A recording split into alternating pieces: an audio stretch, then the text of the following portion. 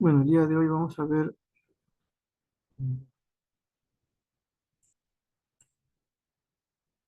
espero que me deje. Ok. Vamos a ver un paso, ¿no? Como decir,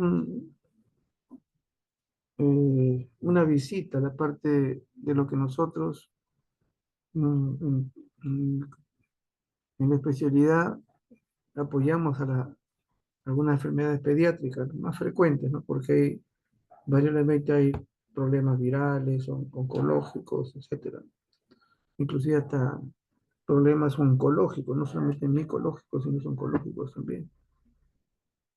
Pero vamos a pasar lo que es más frecuente en lo que respecta a nuestro trabajo. Una de las cosas que sí no olvidamos nosotros es la importancia, ¿no? A pesar de que estamos hablando un poco de neonatología, también eh, en algunos lugares departamento, otros parte del servicio de pediatría como una especialidad. Vemos nosotros que hay una necesidad de, podemos nosotros, ¿no? De eh, entender que hay una responsabilidad tanto del binomio madre-niño, esto sea por los cambios, no solamente fisiológicos, sino también por algunas causas, ¿no? En este caso, la muerte fetal y la muerte neonatal. Los antecedentes que puede tener el problema materno también es importante en caso del niño. Por eso, eh, cuando se realiza un control, tanto se le hace a la madre en el primer inicio, para que esto no sea algo contradictorio acerca del embrión, feto, del recién nacido. En este caso, entonces ya cuando uno ve si hay alguna complicación en el neonato, sabemos que ha sido razón de un problema, en este caso materno. En los periodos de mortalidad perinatal, neonatal, definitivamente una neta es la parte de nacimiento, pero también antes de eso tenemos los problemas del aborto, que hemos visto algo también en la parte de lo que significa las gestantes, ¿no? Y en esta abarca casi todas las patologías, ¿no? Pero bueno, puede ser de manera temprana o tardía.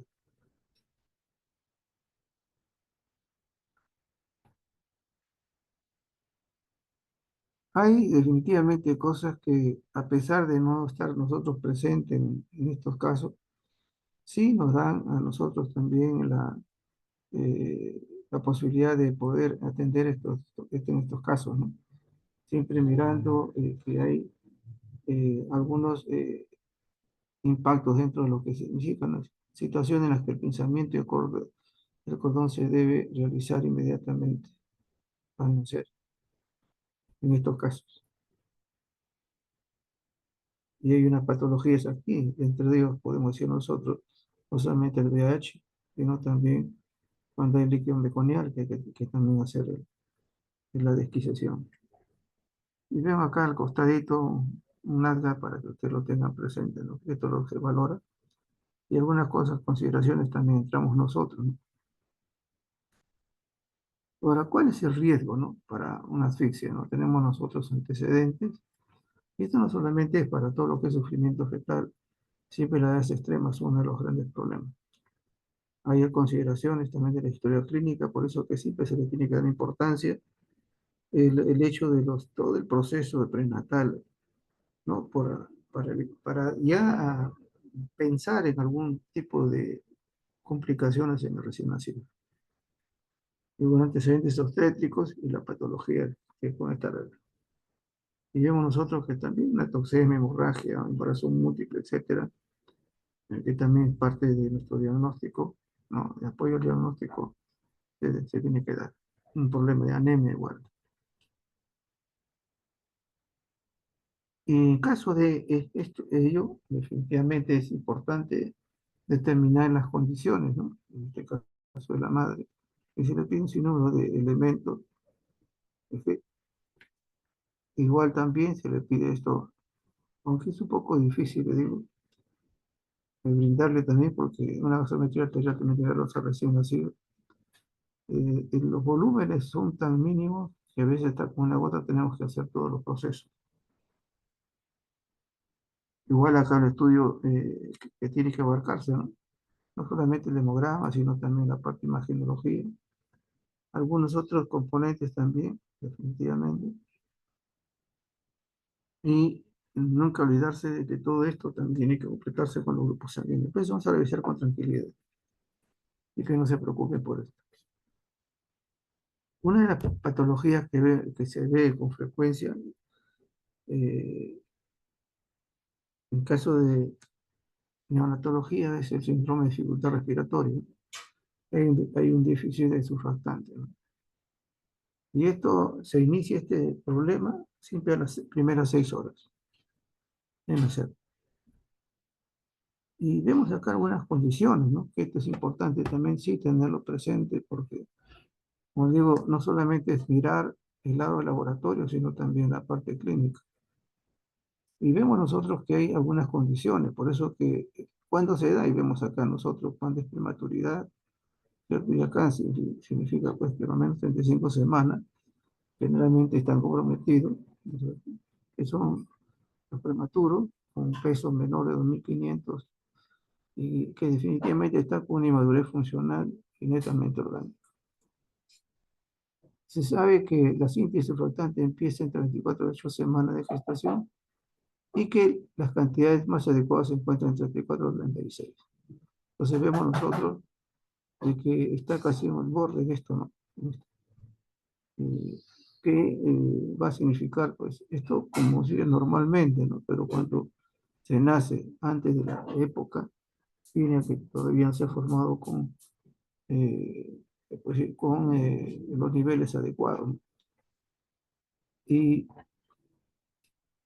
el riesgo que va a significar también porque aumentan los prematuros, definitivamente, esa es una de las cosas que se va, por lo menos van a observar acerca de los pediatras o neonatólogos. Y veamos nosotros los riesgos que implica tener también esto, no solamente los prematuros, sino también cuando hay un embarazo múltiple, diabetes gestacional o materna, definitivamente, que es un riesgo también para esta complicación, preeclampsia, hipertensión y el uso materno de corticoides. Se conoce que no solamente hay estos factores de riesgo, no solamente la prematuridad, sino también hay un componente de tipo genético. Entonces, estas tres cosas son parte del hallazgo, preferentemente en los pacientes prematuros. Acá les he puesto algunas consideraciones de los valores que normalmente se ven a recién nacidos. O sea, ¿y cuánto se observa que esto, como le mencionaba, casi a los 6 días, ¿no es cierto? Vemos que hay algunas condiciones para eso. O sea, no solamente la clínica, sino también la haga que se le haga, en este caso al neonato, puede implicar esto, ¿no? Hay una acidosis, ¿no es cierto? Hay aumento del PCO2, hay disminución del oxígeno, presión de oxígeno, y que son lo más definitivamente que podemos tener en cuenta, ¿no? Y también la saturación, que baja 85%. Entonces, esto le dice al médico que hay un problema respiratorio.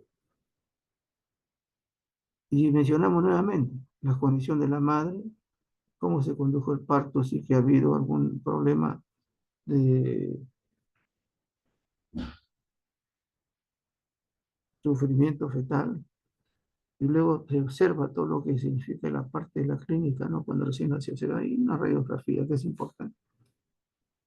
Entonces, en este caso, el síndrome respiratorio, síndrome respiratorio difícil de surfactante. Eh, ¿Qué es lo vital? El AGA. Esto va a indicar la gravedad, pues, del cuadro, acidosis, ¿no? El cuadro de la gravedad.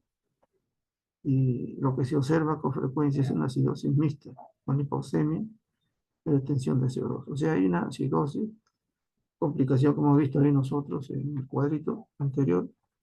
Esto es el indicador de gravedad.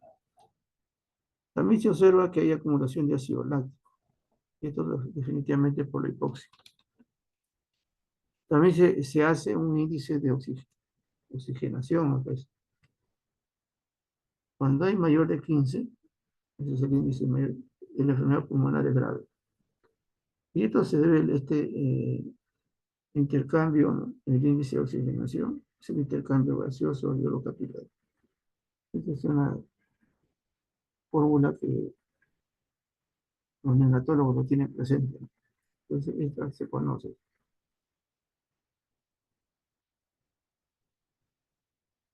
¿Qué otra cosa más se le pide, no? Lo principal acá, como le digo, es el AGA.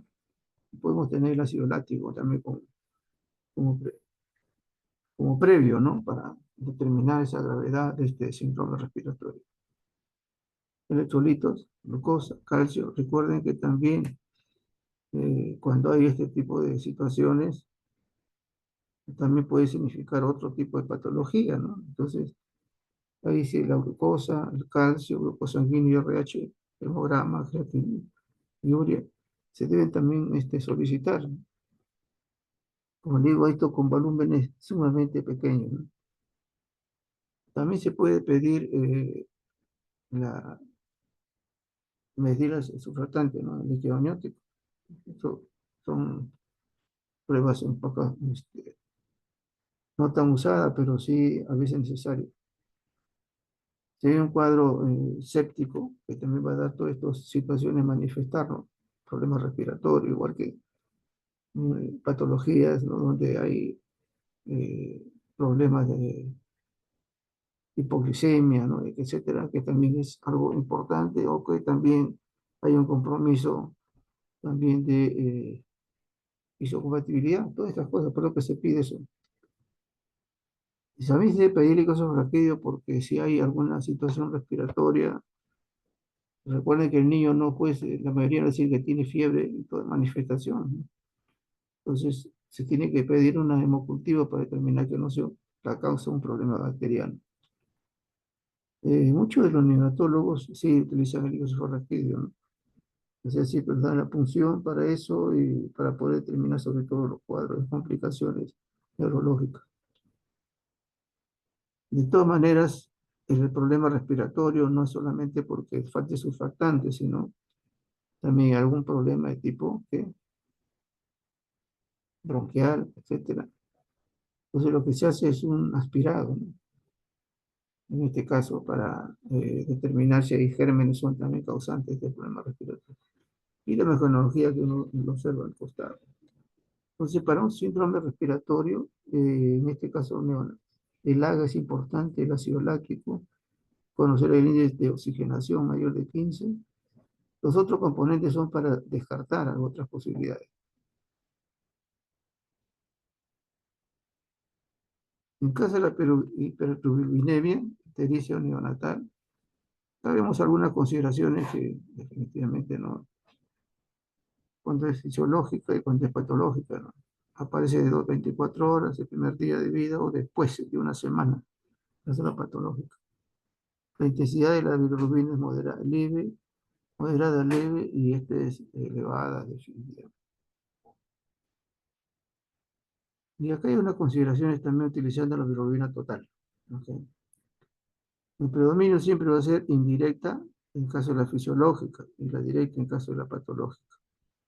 Quizás eso es lo que definitivamente debemos tener presente siempre. Ahora, hay muchos casos, y esto solamente es como tener una tabla así general, no para estar explicando cada una de ellas. ¿Y por qué? Porque los médicos, generalmente los neonatólogos nos piden siempre la bilirrubina total.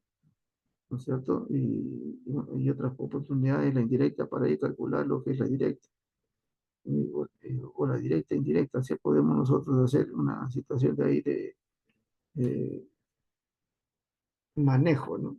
Pero una directa, la total, ya tenemos la indirecta, pero la mayoría de casos nos pide la bilirrubina total. Entonces, eso es un apoyo que se le hace en este tipo de patología, ¿no es cierto? Determinando el tiempo, quizá la primera semana, es fisiológica, ¿no es cierto? Entonces, hay bilirrubina que puede pasar, ¿no? O sea, se disminuye con respecto a la semana. Pero cuando hay aumento de producción de en este caso de bilirrubina, tiene que descartarse que no haya un problema hemolítico y también la presencia de hematoma, ¿no? En este caso neonatal. En estos casos, ¿qué se pide frecuentemente? El test de Punch. Es lo que más frecuentemente se utiliza. Si hay alteración de la conjugación hepática, definitivamente tenemos que ver aquí que si no hay algún síndrome, eso es raro, que a veces problemas hereditarios, etcétera, tipo, no. Solamente mencionarles, ¿verdad? Porque no vamos a tocar eso. Por alteración de la circulación interhepática también. Para que se den cuenta, hay un sinnúmero de situaciones que uno tiene que valorar para determinar qué cosa es, ¿no? De dónde. Cuando era bilirrubina directa, la mayoría de veces colestasis, ¿no? Y una de las cosas que los médicos ahí, en caso de la cirugía pediatra, nos pedían, ¿no? Siempre bilirrubina y fosfatasa alcalina, para ver si hay alguna obstrucción de tipo biliar. Generalmente extrahepática, generalmente estresia biliar. En estos casos, definitivamente hay que, como mencionaba, ¿no? La bilirrubina aumenta porque hay destrucción, entonces el grupo sanguíneo, desde Kuhn, si hay parte inmunológica, es importante tener un hemograma, ¿sí? Para determinar no solamente si es por la bilirrubina por causa hematológica, sino también tipo infeccioso, etcétera, que todo puede ser alterado en este caso, ¿no? Y el hemograma inclusive nos va a revelar la pérdida, ¿no es cierto? En este caso, si hay anemia, etcétera. Como en la bilirrubina no se puede decir que solamente se hizo inmunización, sino también cuadro infeccioso, pues el hemograma. El médico actualmente le pide más que proceder, le pide procalcitonina. Y ya está juntando, ¿no? O descartando que no sea un proceso de tipo bacteriano, en este caso sepsis. Proteínas totales, obviamente. Y dice, ¿no? En el pretérmino, cultivo de sangre, orina y líquido cefalorraquídeo. El neonatólogo pide mucho para estos casos cultivo de líquido cefalorraquídeo. Pero ahí el hemocultivo y el cultivo de orina también es necesario hacerlo. Gasometría, porque también puede haber algún compromiso, ¿no es cierto?, respiratorio en este caso. Pruebas metabólicas, y acá recuerden, una de las cosas que también tiene que valorarse acá, si no hay otro componente hormónico, ¿no? Hormonas, etcétera. Eso el pediatra o el neonatólogo ya tiene ya conocimiento de cosas, descarta, ¿no? Como algunos exámenes. Bilirrubina directa, patológico, bueno, otros se le puede pedir ya específicamente, ¿no es cierto? Por mencionar que hay una situación hemolítica, que puede ser hasta membrana, etcétera. Pero lo más importante en estos casos es determinar si es netamente directa o sin directa. Si es indirecta, sabemos nosotros que tenemos que pedirle el grupo sanguíneo y test de Kuhn y tal. Y si la directa generalmente es colestásica, generalmente obstructiva, y hay que valorar también otro tipo de componentes. Y la otra posibilidad también que sea un cuadro de tipo infeccioso, séptico, donde se tiene que pedir de todas maneras hemograma, se tiene que pedir orina, se tiene que pedir un hemocultivo, se tiene que pedir un líquido cefalorraquídeo, etcétera, que es importante, es una procalcitonina. Es lo que más piden, los restos se puede agregar, pero lo que más piden es, y lógicamente, siempre una ecografía importante. Cuando hay un cuadro de sepsis, definitivamente acá es otra situación, ¿no? Que uno tiene que manejar. Por eso que la historia clínica es importante, ¿no? La transmisión vertical. Y eso ya lo hemos visto un poco acerca de lo que es el caso de la gestante, ¿no? En la práctica. El germen de transmisión definitivamente más frecuente en los niños es el estreptococo grupo beta. Actualmente ya se le tiene bastante precaución y cuidado, ¿no? Ya, antes era una situación fuera, ahora definitivamente se le hace los cultivos tanto vaginal como rectal, ¿no? Eh, para poder determinar la presencia de este germen, porque este sí provoca un problema séptico. Y acá hay unas consideraciones, ¿no? Que este por frecuencia, ¿no? No es porque uno diga así va a ser. En niños mayores de kilo y medio generalmente sucede. Pero cuando son de menos, el compromiso puede ser por una Escherichia coli. O sea, estos dos gérmenes son frecuentes que puedan provocar algún tipo de daño, en este caso séptico, ¿no? Pero principalmente este tococo grupo B. Otros gérmenes son los que ven ustedes acá, ¿no es cierto? Todos los estreptococo fecalis, etcétera, listeria, klebsiella, enterobacter, cándida al final. Pero los dos primeros son estos, en caso de sepsis. Y aquí viene dos cosas que a veces nos piden a nosotros, ¿no? Es una sepsis neonatal precoz y acá se nos pide todo, ¿no? Y, o si no, es una tardía, que generalmente es de tipo ambiental, ¿no? En este caso, igual que en el caso del adulto, es nosocomial. Cuando uno empieza a tener una variable acá yo comienzo con este cuadro, se empieza con esta clínica, se sigue en la primera fase aguda, toda esta, y en la fase tardía ya en mayor complicación, cuando al final las zonas hemorrágicas. ¿Qué se le pide en el caso de sepsis, no? Lo que piden generalmente los neonatólogos, ¿no? El hemograma. Acá puede haber leucocitosis o leucopenia, ¿no? También la presencia de formas inmaduras. ¿A qué se refiere formas inmaduras? Mielocitos y metamielocitos. Y también hay un cuadro de trombocitopenia. Así debuta el caso de problemas sépticos. Un PCR, pero más piden procalcitonina, eso les mencioné. Hemocultivo, definitivamente. Y acá si fuera una situación que podemos manejarlo con el recién nacido, hay que cultivar los sudados, o sea, blanquear de todo tipo, el cultivo de orina, coprocultivo. Recuerden que a veces hasta los cultivos de este tipo pueden ser causantes, ¿no? Porque son contaminantes muchas veces ambientales, ¿no? Hay también, si hay alguna situación que el cordón también, y eso se observa también con el cambio de color, etcétera. El líquido amniótico igual. Entonces, se puede hacer todos estos cultivos para determinar el tipo de problemas que tienen. Frecuentemente también nos piden el cultivo de catéter, porque el hallazgo de este cuadro séptico puede ser también a través de la piel. Entonces, bueno. Y actualmente ya el epidermides ya está considerado uno de los grandes problemas, ¿no? En caso de infección, ¿no es cierto? Y que se está aislando en muchos casos en un hemocultivo. Cultivo el raquídeo, eso nos pide, como decir, de cajón. Todo lo que le he puesto así en negrita, ¿no? Es lo que generalmente piden los naturales.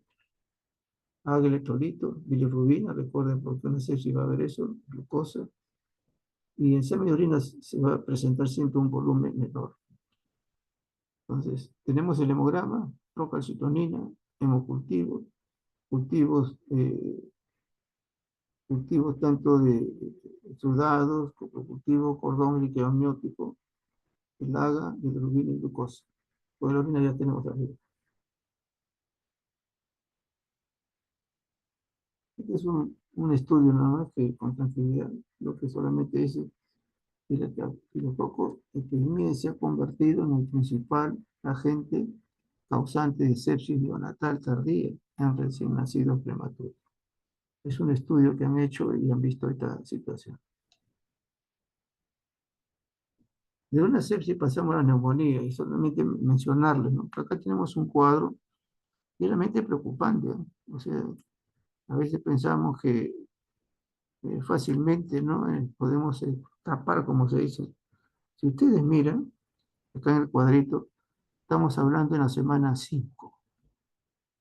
Eso se puede decir que estamos entre enero, febrero, casi.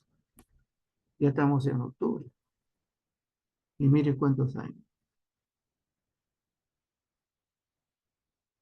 1500.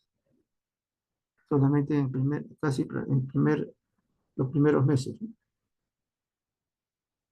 Y de esto las defunciones son 13. Ahora, el asunto viene a que a esta neumonía causa complicaciones externas, internas, de la madre, etcétera. Y nos vamos al costado también igual. Mira, no solamente un cuadro séptico, sino también este estreptococo beta, grupo B, también se está considerando como si fuera esta patología que provoca también cuadros de neumonía, Cherichacot,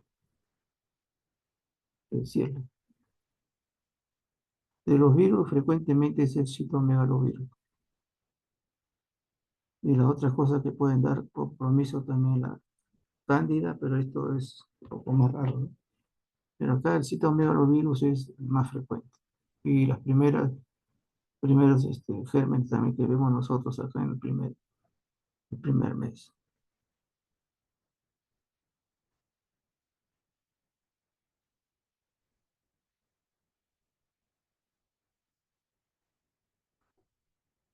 ¿Cuáles son los factores de riesgo de esto? Y acá es una de las situaciones que a veces más se maneja a través de familia, no solamente a través del paciente, sino familia. ¿Cómo es el medio ambiente? Cuando hablamos de combustión, se meten todos los elementos contaminantes, tóxicos que tenemos en nuestra ciudad, ¿no es cierto? Transporte, etcétera. El tabaco. Eso da un factor de riesgo en estos niños neonatos. Se sabe que la ausencia de lactancia materna también o no ha sido vacunado, etcétera, también es un factor de riesgo y el compromiso de la guardería. En esto está habiendo un problema viral, ¿no? Se ha visto en algunos casos, de verdad que también tengo conocimiento también de en ciertas zonas del Callao también ha pasado. Entonces, y esto por la guardería, ¿no? O sea, los niños se quedan o en estos nidos, ¿no? Entonces se contagia fácilmente con virosis. Y muchas veces estos son bastante serios.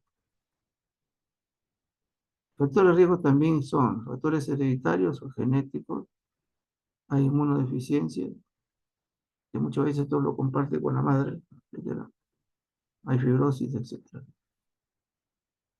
Y generalmente siempre va a significar que el personal de más riesgo van a ser los prematuros. Desnutrición, infecciones virales, como has mencionado, problemas cardíacos, pero los prematuros son la cabeza de todos estos problemas eh, serios, ¿no? De neumonía. ¿Qué se debe tomar? Recuerden que de una neumonía, un cuadro séptico está muy igual que los adultos, ¿no? ¿De dónde viene? Pues, bueno, el cuadro séptico, neumónico, eh, orina, etcétera, ¿no? Entonces, son principios, ¿no? Entonces uno observa qué se le debe pedir. Y siempre en ello, en estos casos, el hemograma es parte de ese cuadro. Porque también si es un paciente anémico, y muchas veces lo hay, también es una carga de afectación con cualquier tipo de patología. Como ustedes ven ahí, está la procalcitonina. Por segundo, PCR y el otro velocidad. Pero la primera, procalcitonina, eso es lo que piden los neonatólogos. hemocultivo solamente cuando está hospitalizado el paciente. Secreción nasofaringea. Y acá viene, ¿no? La mayoría del caso empieza siempre con un problema viral y eso no lo podemos diagnosticar, solamente sospechar.